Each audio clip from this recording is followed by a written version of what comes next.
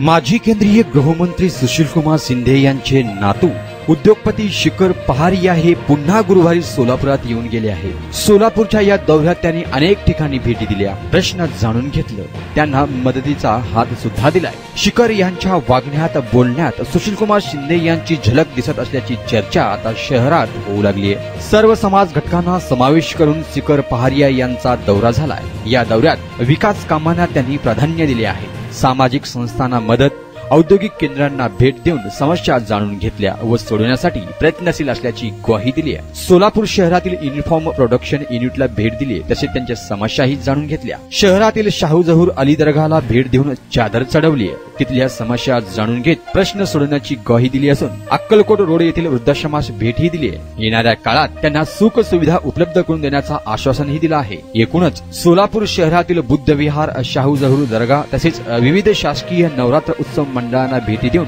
सर्व जाती धर्मांची सांगड घालण्याचा प्रयत्न आजोबा सुशीलकुमार शिंदे यांच्याप्रमाणे सर्व धर्म समभावाचे दर्शन घडवत आहेत। या दौऱ्यामुळे काँग्रेसच्या युवा कार्यकर्त्यांमध्ये उत्साहाचे वातावरण पाहायला मिळत आहे।